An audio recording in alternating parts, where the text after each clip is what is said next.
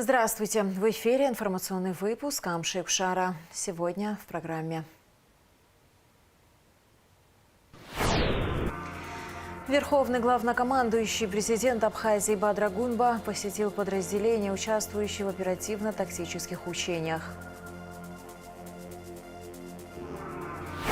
В Сухуме при поддержке президентского фонда культурных инициатив и Министерств культуры Республики Абхазия прошел фестиваль народного и сценического искусства. Дети из Курской области приехали на отдых в Абхазию. На Сухумском вокзале их встретил министр туризма Астамур Логуа.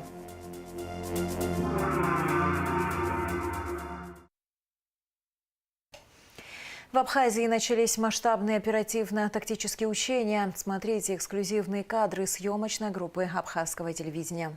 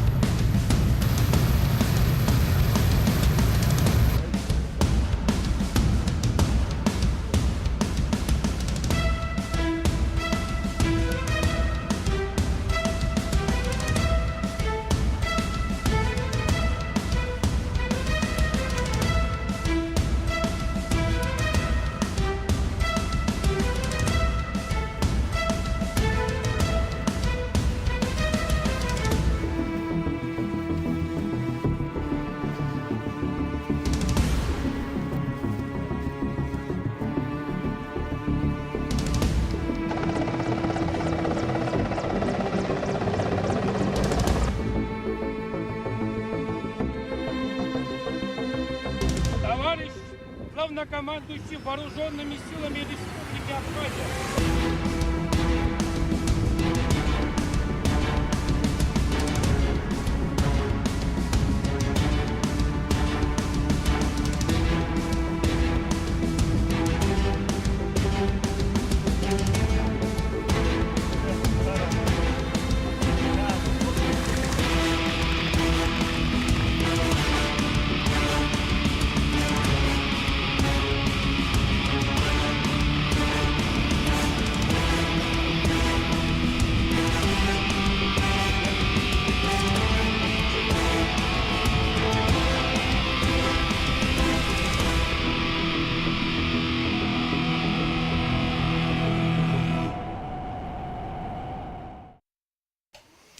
Верховный главнокомандующий президент Абхазии Бадра Гунба посетил подразделения, участвующие в оперативно-тактических учениях. Вертолет, на борту которого также были министр обороны Владимир Ануа, начальник генштаба ВС Владимир Савченко и секретарь Совбеза Рауль Лолуа, приземлился в Ткварчале, а затем смотр продолжился в других районах Учумчирском и Гудаутском. Президент отметил, что учения максимально приближены к реальным боевым условиям. Резервисты Ткварчалского района с раннего утра начали собираться на месте проведения оперативно-тактических учений. Выбор места пал на действующий стадион. Именно здесь приземлится вертолет с президентом страны.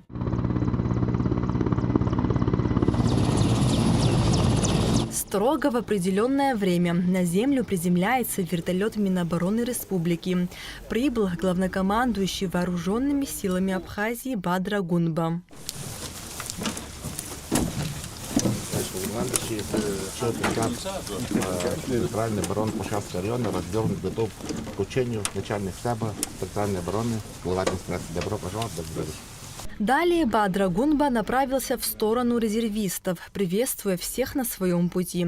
Среди военнообязанных и ветераны Отечественной войны народа Абхазии. Президент отметил вклад ветеранов, которые делятся опытом и прививают молодому поколению любовь к родине и чувство долга. Также он пообщался с медиками, которые часто оказываются на самых опасных участках фронта. Спасибо, что вы в строю. И в период войны тоже медики играли ключевую важную роль. Так сложилось, что и мой однофамилец как раз в период войны находился здесь. Для меня люди в белом халате — это очень храбрые, отважные. И люди, которые спасли хотя бы одну жизнь, это для нас герои. Спасибо вам большое, низкий поклон. Президент страны ознакомился с текущей обстановкой, ходом развертывания сил на местности и заслушал доклады о подготовке личного состава, задействованной техники и выполнении поставленных задач учений. Очень важно, чтобы сегодня молодые ребята, новобранцы, имели возможность практиковаться и получать опыт у своих старших коллег. Сегодня очень много здесь я вижу ветеранов Отечественной войны. Среди вас ваши сыновья, представители более молодого поколения, которые должны и призваны служить своему Отечеству, перенимать весь опыт, накопленный у наших ветеранов. Спустя 32 года у нас сохраняются все те же угрозы. Никто не отказался от реваншистских действий. Учитывая вышеизложенное, нам надо быть готовыми к развитию любых сценариев. Во время учения армия становится единым организмом, способным выдержать любую атаку. В эти дни воздух будет пропитан напряжением и предвкушением будущей победы. Как известно, по Абхазии проходят командно-штабные учения. Также в нашем районе, в Парчельском районе, проводит первый мотострелковый Парчельский полк. Мы также будем участвовать во всех учениях родов войск. Также ожидается высадка в Цабали. Вся техника, которая приписана к первому мотострелковому Парчельскому полку, тоже будет участвовать. Такие учения необходимы. Они позволяют координировать различные группы наши, укрепляют боевой дух. Получается, повестку прислали вчера и добровольно сюда сегодня пришел на сборы. Как я думаю, также все здесь. И систематически нужно их проводить, чтобы люди имели никакую боевую подготовку, чтобы хотя бы какие-то первые начальные навыки люди имели, знали, что такое военное дело. Мы каждый год участвуем в учениях, ездим и в Цабал. Поэтому, если понадобится наша помощь, мы всегда готовы защитить свою родину. Фельдшер, медсестра, доктор-реаниматолог в этом году едет. Значит, все необходимое для оказания первой помощи у нас все готово. Мы готовы. Главнокомандующий вооруженными силами Абхазии Бадра Гунба, продолжая облет мест сбора подразделений, направился в сторону села Кутол. Товарищ главнокомандующий, личный состав первой бригады построено. По списку 1000 человек, оповещено 700 человек, налицо 300 человек, 400 человек ожидаем. Бадра Гунба ознакомился с текущей обстановкой и ходом развертывания сил на местности. Оперативно-тактические учения вооруженных сил Абхазии проходят с 13 по 17 октября на всей территории страны в круглосуточном режиме с широким привлечением резервистов. Далее глава государства на вертолете направился в сторону города Ачамчиры. Здесь уже в назначенное время выстроились резервисты сел Ачамчирского района. Они же уже с завтрашнего дня будут проходить учения в военных полигонах.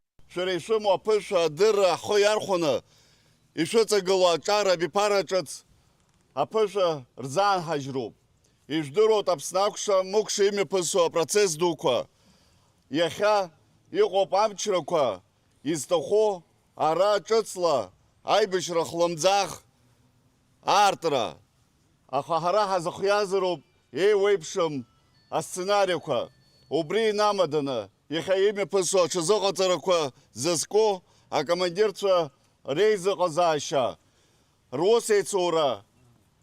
Айбыш ранцуам таспи язайгуна, абасев шаусмем каткун нахгдзот. Резервисты всех сел и городов будут проходить оперативные учения в 3 полигонах страны. Армия будет разделена на западную и восточную части. Нужно подготовить не только личный состав, технику и оружие, но нужно еще и подготовить район предстоящих действий. Это тоже большой пласт такой работы, который стоит перед командованием. Нужно провести рекогносцировку, в деталях определить маршруты. Все это нужно делать скрытно, потому что учение двустороннее, и противоположная сторона использует все силы и средства. Это беспилотные летательные аппараты, диверсионно-разведывательные группы для того, чтобы вскрыть характер действий бригады. И, конечно, не допустить ее организованное применение вот в современных таких вот условиях. Действительно, только в мирной цели, чтобы мы все собирались, чтобы войны не было. Ну, вокруг мы все видим в мире, что происходит. Ну, вот этого бы не было бы, конечно, чтобы мирное всем, по всему миру, чтобы мир было. Вот это мы и желаем. Это очень хорошее дело, потому что, не дай бог, но в случае какой-то опасности, чтобы слаженность была, чтобы люди могли быть оповещены вовремя, чтобы каждый знал, что будет делать. После города Чамчира главнокомандующий вооруженных сил Абхазии прилетел в город Гудаута, где его также ждали резервисты. Полковник абхазской армии Роман Цукба доложил президенту о численности резервистов и представленной техники. Бадрагунба подчеркнул, что абхазский народ должен быть готов в любое время встать на защиту Родины.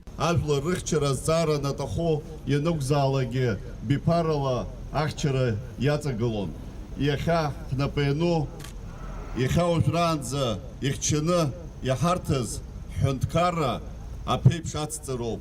Агәра ганы сыҟоуп, абра игыло, ара иҟам иахьа иақәымшәозгьы, шәара инықәзаалагьы Аԥсны ахьчара шизыхио. Оперативные военные учения будут проходить на территории Абхазии и днем, и ночью.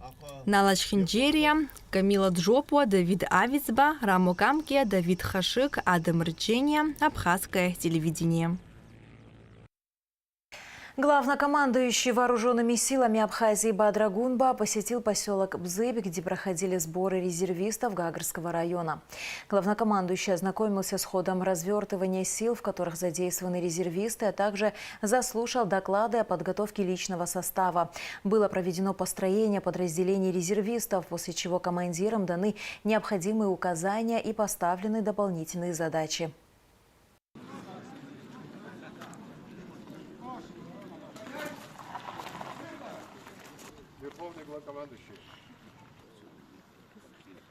Бзидзана ҳазегьы иаҳдыруеит, иахьа уажәраанӡа ижәы-жәы шықәса иҭагӡаны иаҳамаз ашәарҭарақәа џьаргьы имцаӡеит.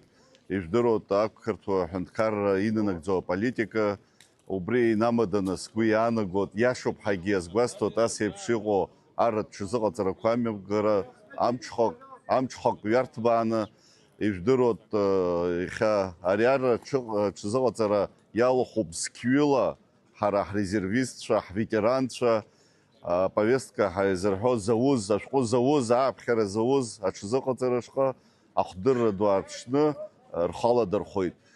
Абра рыблала ихеибабо, жәохырла ихеидгыло, уаҵәы анцәа ҟумҵанаха Аԥсны ахьчара иазахҩо зегьы ара иаҳбаратәы иҟоуп. Ҳарԥарцәа шырацәоу, дара ирымоу агәыблра абзиабара аҳәынҭқарраҿҟа мырӡкәа еихаҳаны ианаҭаххо Аԥсны ахьчара ишазахҩо аҟара. Ас еиԥш иҟоу арратә ҽазыҟаҵарақәа иҵегьы ирыцҳҵоит, хымш иҭагӡаны арҭ арратә ҽазыҟаҵарақәа мҩаԥысуеит, амҽхак нарҭбааны араионқәа зегьы рҟны еиуеиԥшым атактикатә оперативтә зҵаарақәа рҿаԥхьа иқәыргыланы сгәы иаанагоит, усгьы егьыҟалоит, алҵшәа бзиа, ақәҿиара бзиақәа рыманы ишымҩаԥысуа.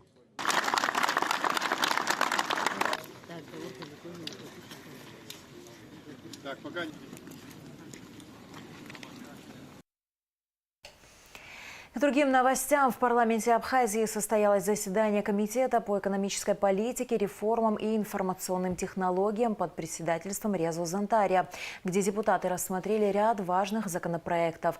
В работе принял участие министр экономики Республики Абхазия Теймураз Миквабия.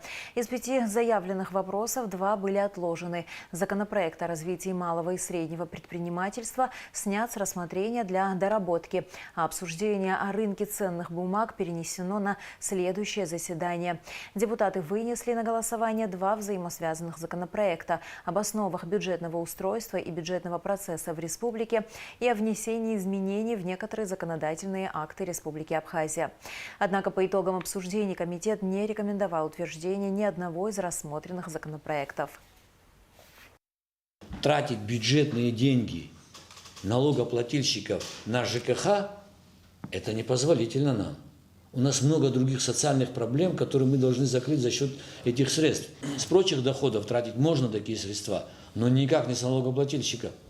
Исходя из этого, мы принимаем сегодня, рассматриваем тот законопроект, о котором будем выносить на сессию, рассмотреть, чтобы запретить использовать бюджетные средства на затраты на ЖКХ. И второе законодательство для того, чтобы тарифы, те, которые сегодня существуют, по информации, полученной от районных администраций, от непосредственно спецавтохозяйств, они не соответствуют затратам. Причины я вам не могу сказать, это ваша тема.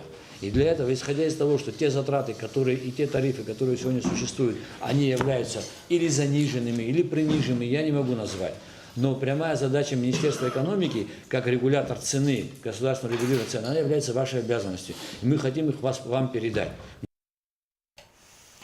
В рамках реализации соглашения о сотрудничестве между благотворительным фондом Ашана и медицинским центром Альба-Мед состоялся рабочий визит делегации из Абхазии в ведущую сеть клиник Турции Аджибаде. Благодаря прочному партнерству абхазские специалисты уже во 2-й раз посещают Стамбул для изучения передовых медицинских практик холдинга. Врачи знакомятся с новейшими методиками диагностики и лечения, современным оборудованием и организацией работы в клиниках мирового уровня. Благодаря организации пациенты могут получать комплексное медицинское обслуживание в клиниках Аджибаде. В состав абхазской делегации входят директор фонда Ашана Мактина Джинджолия, руководитель медицинского центра Альба-Мед Альбина Ходжава, главный врач Республиканской детской больницы Инесса Камля, врач-терапевт Оксана Санзава. 8 ноября в Абхазии состоятся выборы в органы местного самоуправления. Выдвижение кандидатов завершается 19 октября. На сегодняшний день зарегистрировалось 36 инициативных групп. Партия Амцахара представила в избирательную комиссию своих кандидатов. Состоится региональная конференция партии «Единая Абхазия», на которой будет утвержден список кандидатов от партии. В собрании Сухума избирается 19 депутатов в соответствии со статьей 18 Закона о выборах в органы местного самоуправления Республики Абхазия. Выдвижение кандидатов в депутаты начинается за 40 дней до выборов и заканчивается за 20 дней до выборов с 29 сентября по 19 октября.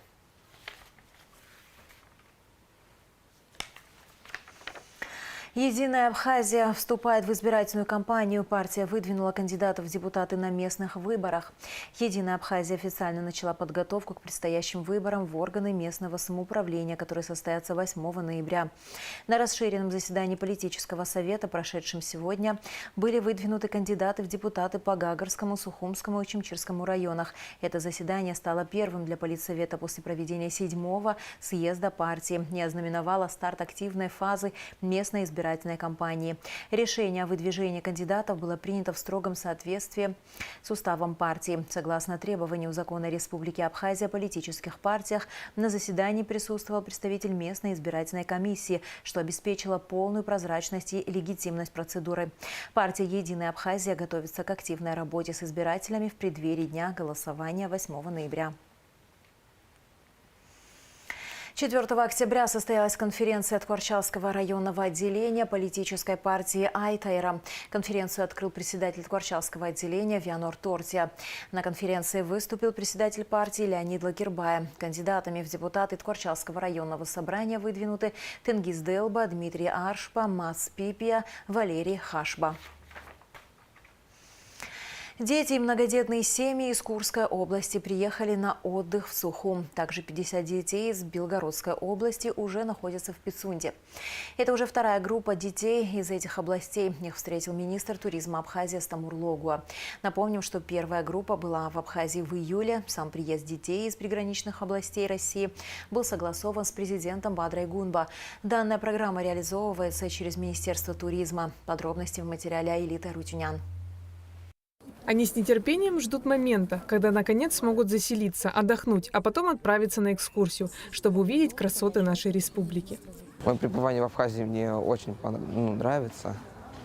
Я хочу поехать там на Гагский водопад, пофотографироваться, друзьям видео поснимать, похвастаться немного, так сказать. Ну и еще некоторые места посетить. Мне очень интересно вообще посмотреть на какие-то интересные достопримечательности. В принципе, мне нравится что-то новое просто узнавать. Вот, и хочется такие больше всего экскурсий посетить. Я очень рада, что я в Абхазию приехала. В Сухуме разместилось более 40 человек. Екатерина Каменева, старшая группы, рассказала, что даже находясь в дороге, они уже успели получить приятные впечатления, наслаждаясь красивыми видами из окна. А впереди гостей ждет насыщенная программа. Природа просто замечательная. Мы пока ехали, между прочим, в поезде. Вообще шикарные горы. Спасибо вам, что вы нас пригласили в данное место. Гости проведут в Абхазии 2 недели. За это время они получат массу теплых и хороших воспоминаний о своем приезде. Программа продолжается. Первый этап был реализован в июне месяце. Это все благодаря договоренностям Бадры Зурабовича Гунба и его российских коллег. Это вот такой жест доброй воли, скажем так, от президента Республики Абхазия, от руководства, для того, чтобы в сложное время, в котором сейчас пребывают жители Курской и Белгородской области, мы могли принять многодетные семьи с большим количеством детишек на территории Абхазии. Гостей ждут экскурсии по всем достопримечательным местам, как в Восточной, так и в Западной Абхазии. Рицинский национальный парк, Новоафонская пещера, Сухумский ботанический сад. Те места, которые они посетят по программе. Надо отметить, что я вот и летом об этом говорил, хорошо помню время нашей войны. И в такое же сложное время точно так же наших детей, нас самих принимали во всех регионах России, размещали, поддерживали. Потому это самая настоящая поддержка, плечо, которое мы можем подставить для своих родных людей, для россиян, оказавшихся в сложной ситуации. Напомним, что первая группа была в Абхазии в июле. Сам приезд детей из приграничных областей России был согласован с президентом Бадрой Гунба. Данная программа реализовывается через Министерство туризма. Россия и Абхазия – дружественные страны, которые в трудные моменты помогают и поддерживают друг друга. И такие приезды – очередное тому доказательство. Аилита Арутюнян, Эльдар Дамиров, Абхазское телевидение. Более 50 торговых павильонов демонтировали на набережной Диоскура в Сухуме. Городские службы завершают расчистку территории перед стартом первого этапа реконструкции, который начнется уже этой осенью. Строительство ГЭС в высокогорном селе Псху завершится в ближайшее время. Все работы завершатся до конца октября. Проект позволит усилить энергоснабжение села и включает подготовку инфраструктуры для генерации и передачи электроэнергии.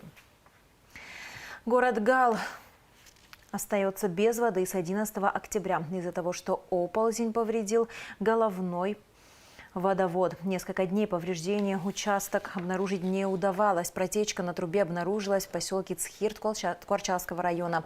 Проводятся ремонтные работы.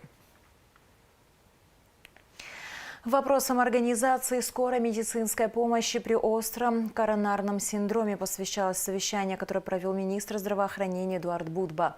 Министр подчеркнул, что открытие республиканского сосудистого центра – это важное событие, требующее тщательной подготовки к транспортировке пациентов с ОКС.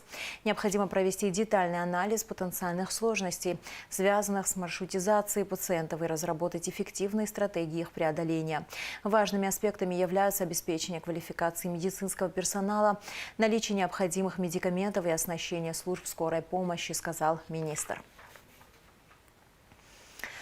Фестиваль «Танцуй и пой. Моя Россия, моя Абхазия» прошел в Сухуме 12 и 13 октября. Фестиваль прошел при поддержке Президентского фонда культурных инициатив, Росконцерта, а также Министерства культуры Республики Абхазия. Мероприятие посетил Даур Ковя. На концерте побывала наш корреспондент Аэлита Рутинян. Фестиваль «Танцуй и пой. Моя Россия, моя Абхазия» является международным этапом 8-го фестиваля народного и сценического искусства «Танцуй и пой. Моя Россия».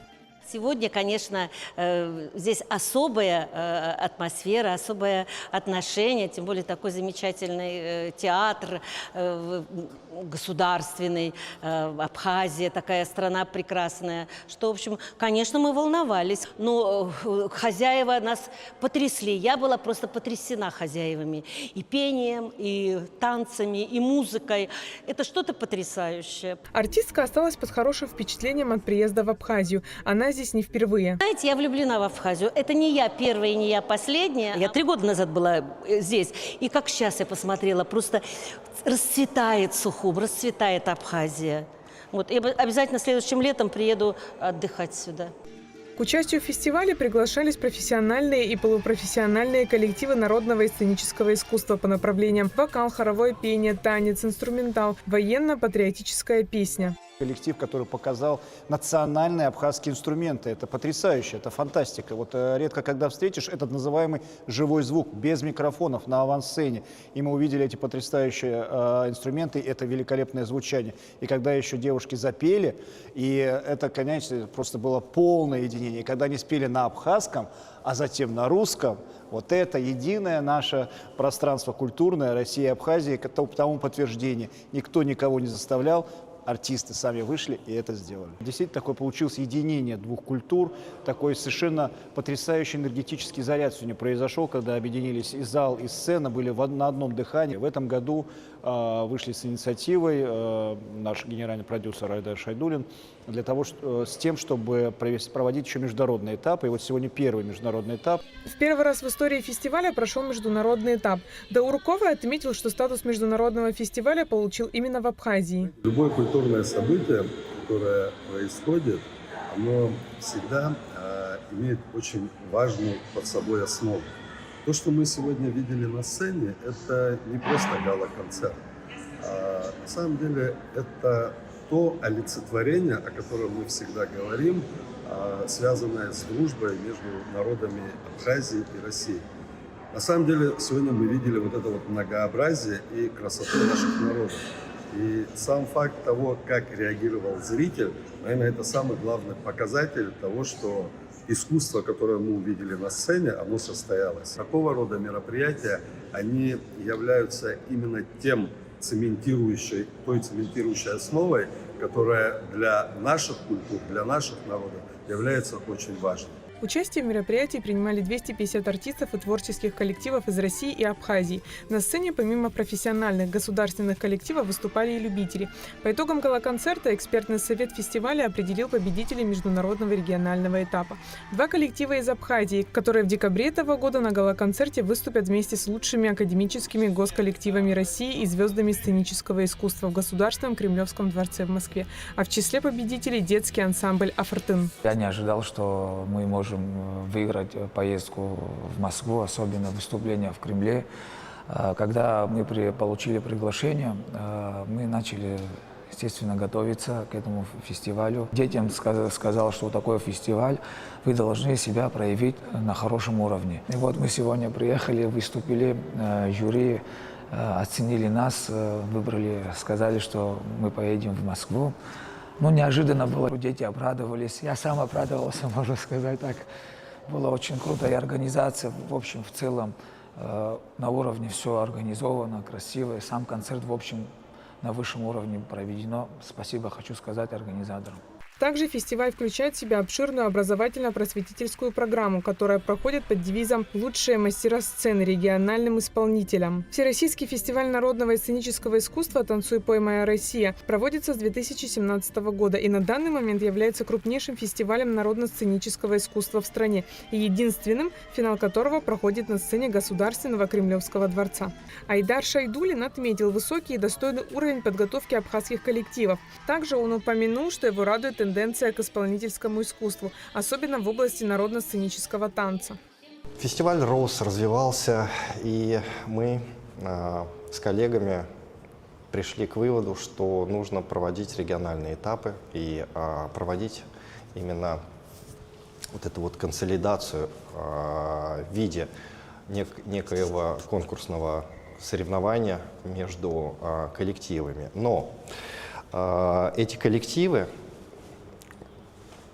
зачастую самодеятельные коллективы, полупрофессиональные коллективы, они выходят на одну сцену с профессионалами. И, конечно же, тоже вот этот вот огромный опыт получают, сценический опыт. Мне очень приятно, что сейчас, на сегодняшний день, очень много детских коллективов занимаются народным искусством. Фестиваль восходит к опыту декад национального искусства в СССР, возрождает и переосмысливает его на новом этапе развития. Такие мероприятия – очередное доказательство дружественности между Россией и Абхазией. Аэлита Арутюнян, Камила Джопуа, Абхазское телевидение. Русдрам наберет актерский курс в Театральном институте имени Бориса Щукина в 2026 году. Театр имени Фазиля Искандера объявляет о наборе целевой группы для обучения в Театральном институте имени Бориса Щукина при Государственном академическом театре имени Евгения Вахтангова в 2026 году. Срок обучения – 4 года, форма обучения – очная, специальность – актерское искусство.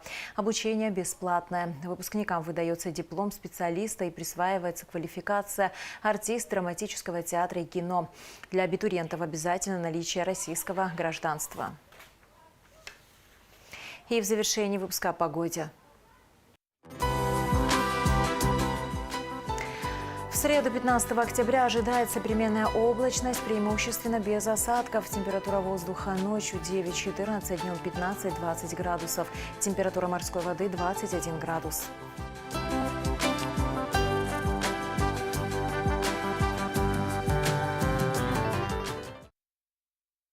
На этом наш выпуск завершен. До скорых встреч в эфире.